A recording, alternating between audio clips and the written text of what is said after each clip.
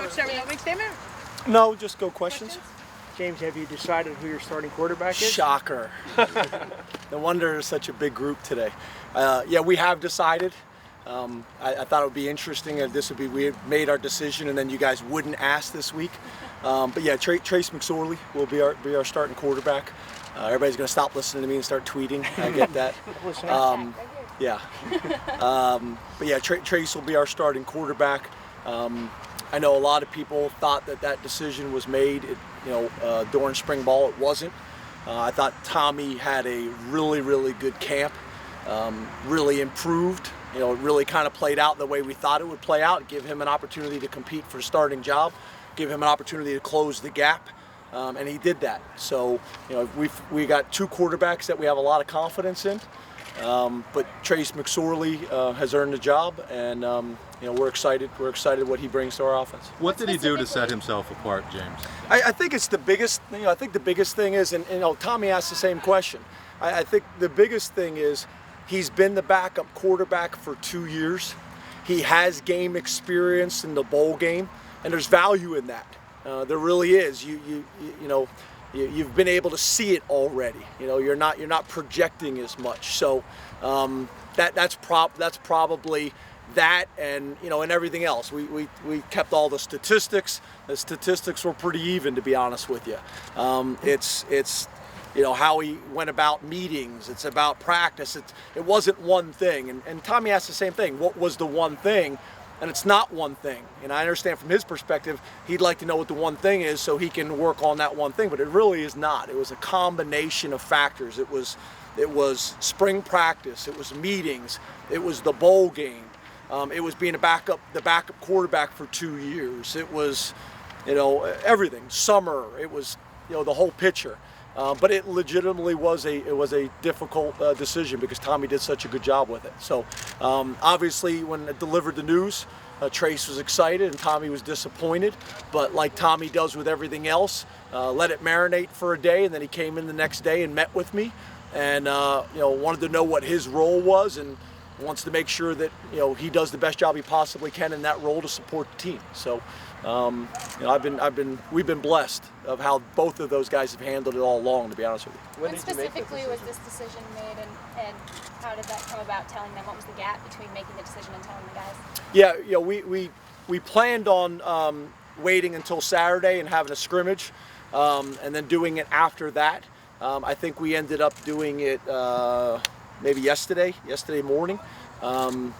We had kind of sat down and talked, me and Joe. What I had told the quarterbacks and the staff, like all things, this was going to be Joe's decision, unless I felt like it was the wrong decision. It's the same deal with the coordinators. I'm going to let them do their jobs, and I want Joe to make the decision. And I was going to go along with that decision unless I felt strongly like it wasn't the right decision. So, we sat down, me and Joe, and sat down and discussed it in detail. Joe did the same thing with the offensive staff. And then we made this decision. We communicated that with the quarterback the next day because we wanted to sleep on it and made sure we felt good about it. What are some examples of things you've seen out of Trace that lead you to believe he's ready for this mentally? I think all the things that we talked about is that he's been the backup quarterback for 2 years, so we've had a lot of opportunities to watch how he prepares and how he handles himself. Talking to the strength staff and the players about how they were in the summer when the coaches aren't around, and just how he carried himself and they conducted themselves. It's everything. It's not really one thing, and because the statistics were so close, it really ended up being a gut decision. It wasn't one factor. It was just trusting your gut. Because everything else kind of, was very similar. James, do you plan to play both, or how do you plan to go along? No, you'd always, I think, like to have one quarterback, and we don't want him peeking over his shoulder. I think no different than the offensive line, no different than the quarterback, no difference than a lot of positions. You'd love to be in a position where you can get him some valuable experience, which really Trace wasn't able to get until the bowl game. So you'd like for him to get some experience if the game allows you to do that, So we'll see, but we're gonna try not to have a 2 quarterback system while I'm here. I mean, you know, in the future, you never know. There could be a situation where that plays itself out that way, but I think in an ideal world, you'd like to have one quarterback. Where are you, James, with the first 5 on the offensive line?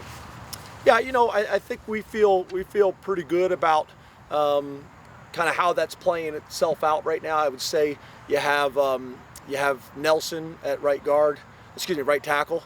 You got Dowry at right guard. You got Guy at center. You got Bates at left guard, and you got Mann at left tackle. Is where it sits right now. But we're still kind of moving some things around. Mennett's done some nice things. Obviously some guys that have played in the past like Paris Palmer and Will Fries has done some nice things. So there's a number of those guys that I could mention, but that's probably the 5 right now that have started to separate themselves a little bit. What we got to do is got to get those guys playing together as much as possible, and we've had dings and things like that where guys have missed practice, and we need those guys playing rep after rep after rep after rep to build that chemistry with each other. You guys usually do the red light, yellow light, green light with the freshmen. Have you done that yet with them? Yeah, I did that last Sunday. Okay, and if so, who are some of the guys in that green group that you kind of like? Yeah, great question. I think right now Miles is a green, McGovern is a green, and Gillikin is a green. I think that's the group right now of greens. Then there's another group of yellows and reds.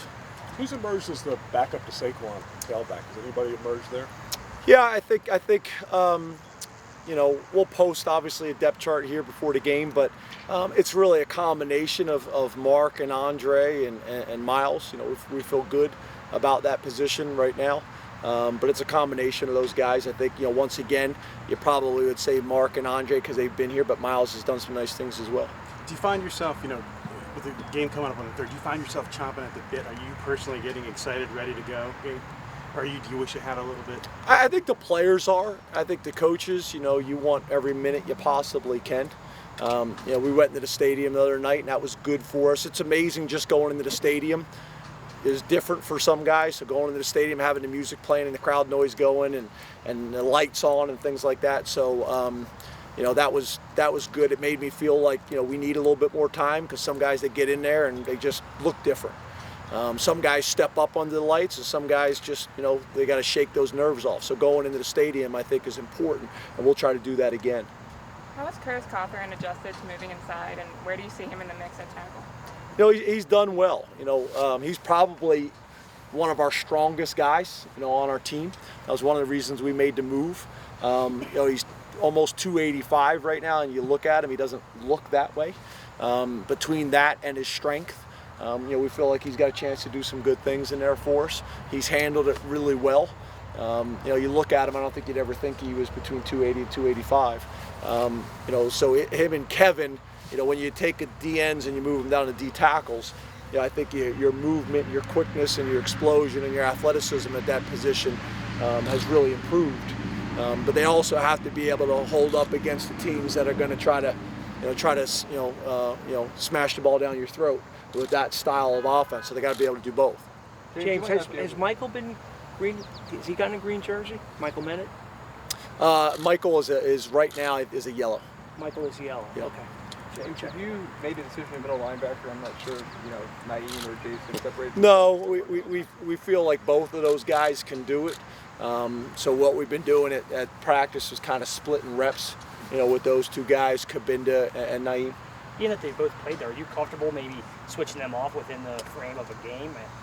I think you can, and I think what's going to happen is some guys are going to come off the field anyway when you get into dime and nickel packages and things like that. So, it creates flexibility. And we also think that Brandon Bell, can do it as well. So, I know there's some concern about depth at linebacker, but being able to cross-train guys by position helps with that.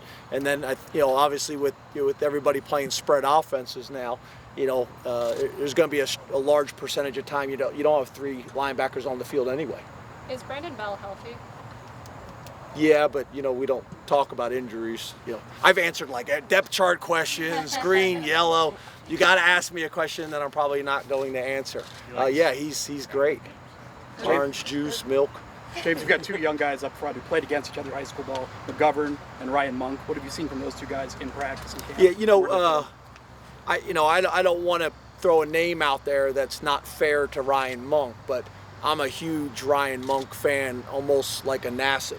And I know that's unfair because Nassib led the nation in sacks and then goes to the NFL. I think he's leading the NFL in sacks or something right now. He's doing so well. You know, but I love Ryan Monk. Ryan Monk's come in here and worked his tail off, is really maximizing this opportunity. And he's a guy, he's a redshirt freshman that we're having discussions about that could factor in at the nose position for us. I don't think the coaches would be concerned putting him in the game right now. So that's a credit to him. I use him as an example with our players all the time about a guy that's got an opportunity and has really run with it and maximized it. And McGovern, I'm sorry, what did you see from him in camp? Yeah, I think, you know, obviously McGovern's a little bit different situation because he came in as a freshman but graduated early. So, you know, I think you look at Minute, you look at McGovern, you look at Fries, you look at Gellerstedt, you know, those guys that graduated early were on campus, they gained an advantage there. You know, McGovern came in, you know, powerful, strong guy. He's already over 300 pounds. Minute still working in that direction. So, yeah, I think they've done a nice job, but it's kind of, you're comparing, I know geographically they're from the same area, but it's kind of hard to compare the two. You got one as a redshirt freshman D tackle. You usually like to have 7, 8, 9, 10 captains. You only have 3. Is there any reasoning behind that, going against your usual convention? Well, I think it's a combination of things. I think sometimes you take that approach because you're trying to promote leadership. This year we felt like we had 3 really strong senior captains that we felt like on their own, we felt like they would be able to bring the type of leadership and have the type of influence that we needed without having to go to 2 on offense, 2 on defense, and 2 on special teams. Although there was some guys that fell into that discussion, I also didn't want to be in a situation where maybe we had 2 on one side of the ball and not 2 on the other side of the ball. Wasn't really comfortable with that message that sent. But more than anything, we just got 3 guys that we felt really strong about, and then we'll do game captains anyway. So we'll have an offensive game captain, a defensive game captain, a special teams game captain to help with that. When you announced the quarterback decision to the team, what was the reaction? I did not announce the quarterback decision to the team. I didn't announce the starting center. I didn't announce the starting kicker. I didn't announce anything. I told the quarterbacks. Because it's no different than any other position on the team. It just, you know, I didn't feel like it was appropriate. You know, those guys were going to find out anyway. I told them it's, I've never done that my entire career. I've never announced who the quarterback is to the team. I announced it to you guys because you guys have asked me every day since the season ended last year. James, you designated Gillikin as a green. Do you think he's going to be able to play in the first game? Do you expect him to win the job? Or? Yeah, that's what the green means, that we're gonna play him, you know, right from the beginning. So he's done a great job in camp. You know, we've kept stats on every single punt, the average get off, the average hang time, the average distance. And really, him and Daniel Pasquarello have done a great job. So, you know, there's still time between now and the game to make sure that stays consistent. But so far, he's done a really good job. So whether he's the starting punter or whether he's rotating, we'll see. We haven't decided on that yet. Chris, we don't need to put out the depth chart because we've talked about every position already. But yeah, right now, if we tag a guy at green, just so we're all clear, if we tag a guy at green, we're basically saying he's a go from the first game. A yellow is a guy that we're going to try to hold their red shirt if we can, but if we have any injuries or just we feel like there's a need, they'll play. And then a red is a guy that we're planning on red shirting. But just like last year, I think if I remember correctly, Manny and Cooper were both reds who became greens in the first game on the sideline. So you can go from red to yellow or yellow to green or even red to green sometimes, depending on the circumstances. Hopefully we won't have a whole lot of that this year. Do you know who'll be doing the kicking? Since we asked about the punter, I figured I'd ask. You are? Too late. Great. Too late. You have to wait for the depth chart on one of them. All right. Thanks, guys. Thanks, James.